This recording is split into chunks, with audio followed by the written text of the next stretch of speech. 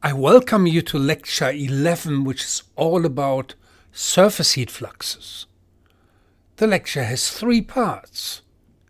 First part is a motivation. We talk about the urban heat island.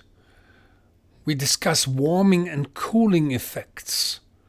And we actually talk about what creates dynamics in the atmosphere. We're talking about winds. We're talking about updrafts and subsidence in the atmosphere. In part B, we actually look at the net surface heat flux.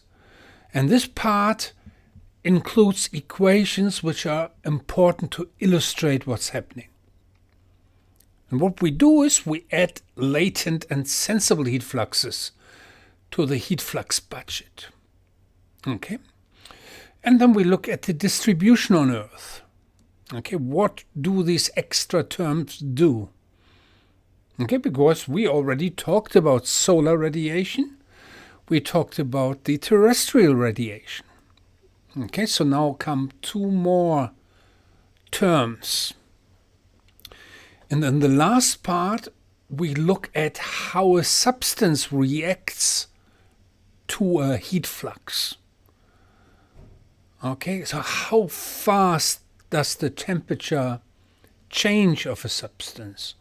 And here the critical terms are specific heat capacity. We look at thermal response times, and we do some comparisons. We compare soil with seawater, with the troposphere, and we look at thermal inertia. All right, so let's get started. So the first part is the motivation. I know that you actually don't need to be motivated, but let's see. Okay. Motivation is one example. Okay, let's have a look at the classical urban heat island profile. And what's shown here, just as a sketch, is the temperature profile, surface temperature profile, as you move across a bigger city, which has different parts. You have rural, you have suburban residential commercial areas, downtown area, urban, it's again here a park and stuff. And you can see that this urban environment has a strong impact on the temperature. Okay? You can see in this example the temperature increases by more than 3 degrees. Okay? And then you might ask yourself, why is this? What actually influences the temperature? And you already learned about the key aspects, some key aspects. You learned about albedo. Okay? Apparently, it's obvious that albedo plays a big role. But there are other features. So let's look at warming effects. And it's just a list of features that result in a warming. Like a low albedo, okay, the low heat capacity of a substance, and we talk about this later. Low evaporation. Okay, and you have cooling effects. High albedo, high heat capacity of a material, and high evaporation. Okay, so there's a little bit more than albedo in here. We're also talking about evaporation. And evaporation has induces an energy flux. Okay, it's actually called a latent heat flux. All right, so that's a little bit the motivation. So this all now relies on the surface heat flux. Okay, and the surface heat flux does not only include solar and terrestrial radiation, there are additional terms, additional features. So now a little bit more as motivation comes after this slide, just showing you the mapping of the urban heat island. And here are maps which is a heat mapping or thermal mapping based on the radiation again. the thermal radiation.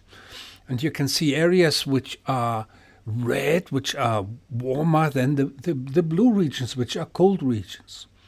And that's what scientists do. They map cities, and in order to identify critical areas where you have, in particular, if you're subject to heat waves in summertime.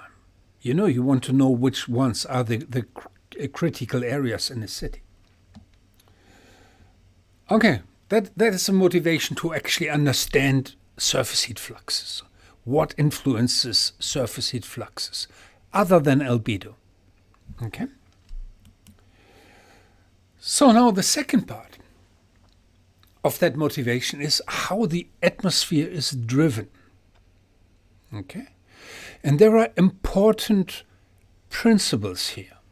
The first one is that the net surface heat flux warms or cools the ground, the surface.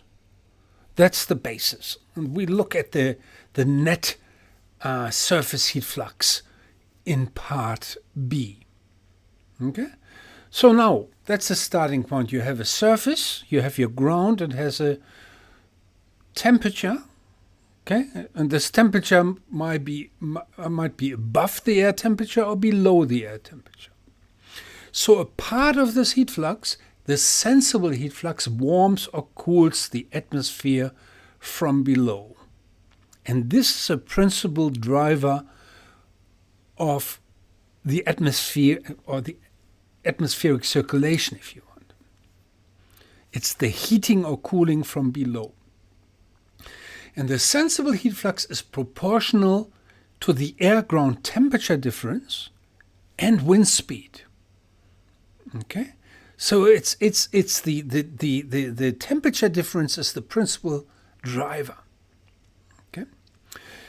So just for completeness, inside the atmosphere, there's additional things happening that also are associated with heat fluxes. And this is what's shown here up on in this little sketch, is you have a heat release if there's condensation.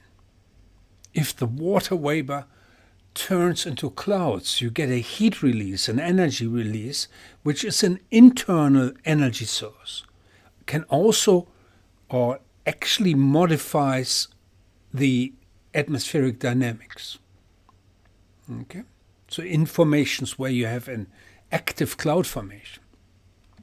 And indeed what we talked about before is that you have greenhouse gases that also introduce a warming. Okay? The greenhouse gases. So now comes the next important part, and this is related to something we call differential surface heating and cooling, which it means is that in one area you have a warming, in another area you have a cooling, so you actually get a horizontal difference in air temperatures. Okay? And this relates to a horizontal a difference in densities. It relates to a horizontal difference in pressure. You get a pressure gradient, and it actually results in winds. It creates winds, okay, horizontal winds, including storms, which is shown in this little sketch, and also, which is also a very important feature, vertical air motions. Either updraft, which is the upward air motion,